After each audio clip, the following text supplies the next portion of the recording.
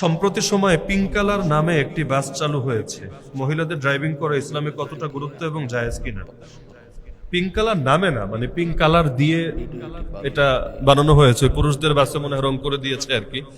যাই হোক, ইসলামে সাধারণভাবে নারীদেরকে কঠোর কাজে ইসলাম দায়িত্ব দেয় না। সাধারণভাবে রাষ্ট্র পরিচালনার দায়িত্ব নারীদেরকে দেয় নাই। কেন? কারণ কঠোর কাজ। নবুয়তের দায়িত্ব নারীদেরকে দেয় নাই। কেন? কঠোর কাজ। এগুলো নারীদের প্রতি ঘৃণা থেকে করে নাই এমন না, ইসলাম চেয়েছে নারীদের জন্য সহজ থাকুক।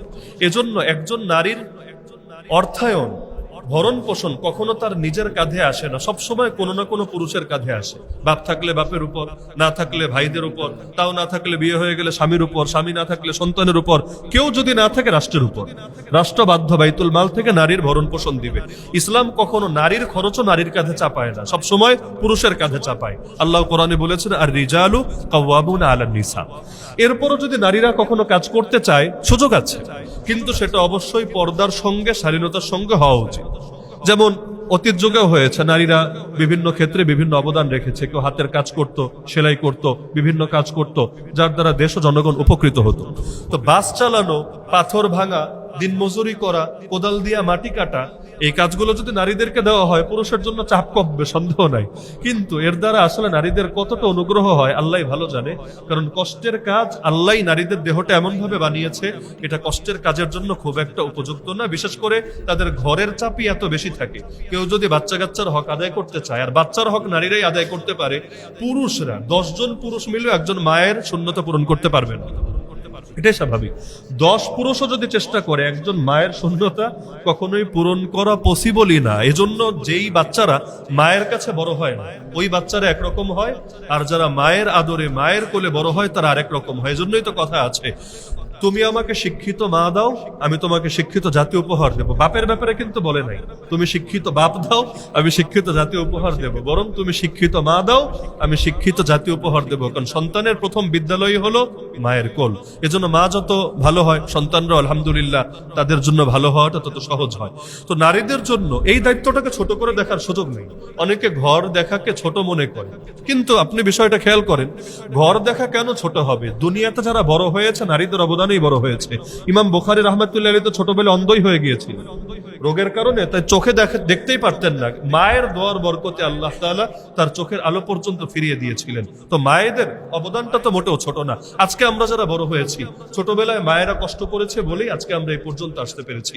তাহলে নারীদের জন্য সরকারের পক্ষ থেকে সবচাইতে বড় অনুগ্রহ হবে, নারীরা ঘরের ভেতরেই কিভাবে ভরণ পোষণ ঠিকভাবে পায়, মূল্যায়ন পায়, সমস্ত নির্যাতন থেকে তারা মুক্ত থাকে, এবং যে কোনো ক্ষেত্রে ক্ষতিগ্রস্ত হলে তারা রাষ্ট্রীয় এবং আইনি সেবা পায়, এটা নিশ্চিত করা।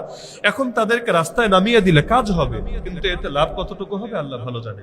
বিশেষ করে এখন সরকার যে উদ্যোগটা নিয়েছে পিঙ্ক কালারের বাসের ক্ষেত্রে, এটা সম্ভবত এমন যে সবাই নারী থাকবে, হেল্পারও নারী, কন্ডাক্টরও নারী, তারপর চালকও নারী, সবই নারী। এটা অবশ্যই নারীদের নিরাপত্তার বিষয় মাথায় রেখেই করা হয়েছে, যতটুকু আমরা বুঝি। নিয়াত ভালো, কিন্তু আসলে কতটুকু বাস্তবায়ন হবে আল্লাহ ভালো জানে। এখনো দেখা যাচ্ছে নারীরা পিঙ্ক কালারের বাসে উঠতে ভয় পাচ্ছে, ঠেলাঠেলি করে পুরুষদের সঙ্গে পুরুষ বাসে উঠছে। আবার অনেক নারী ঠিকভাবে চালাতে পারছে না, তাদেরকে সাহায্য নিতে হচ্ছে।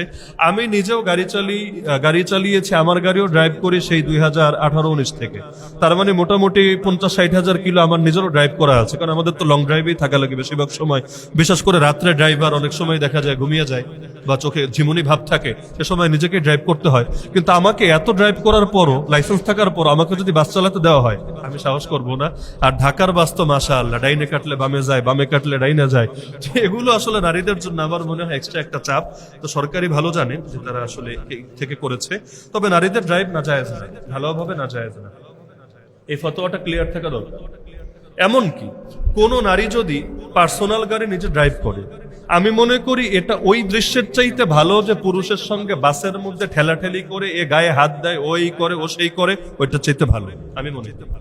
যদিও দুইটার কোনোটাই বেশি সুন্দর না, সবচাইতে সুন্দর এটাই, কোন পুরুষ তাকে, তার মাহরাম পুরুষ তাকে পৌঁছে দিচ্ছে, এটাই সর্বোত্তম এবং এটাই হওয়া উচিত। কিন্তু বাই চান্স কারো এমন ব্যবস্থা নাই, সেই ক্ষেত্রে আমি মনে করি পুরুষের সঙ্গে গায়ে ঠেলাঠেলি করার চাইতে নিজে যদি স্বাধীনতার সঙ্গে, পর্দার সঙ্গে কেউ ড্রাইভ করেও এটাকে নাজায়েজ বলার সুযোগ নেই। ঢালাও ভাবে নারীদের ড্রাইভকে নাজায়েজ বলে, এটা আমি সমর্থন করি না। শর্ত সাপেক্ষে এটা বৈধও হতে পারে, বিশেষ শর্ত সাপেক্ষে অবৈধও হতে পারে, যদি সেটা পর্দার বিধানকে লঙ্ঘন করে, স্বাধীনতাকে লঙ্ঘন করে, যদি সেটা সমাজের মধ্যে ফিতনা সৃষ্টি করে, তাহলে ভালো মন্দ উভয়টাই আছে। ফতোয়া এত পানি ভাত বানায় ফেলেন না যে আপনার আবেগের সাথে সাংঘর্ষিক হলেই ঢালাওভাবে সবকিছুকে হারাম বলে দিবেন। সমাজের জরুরত কিছু বিষয়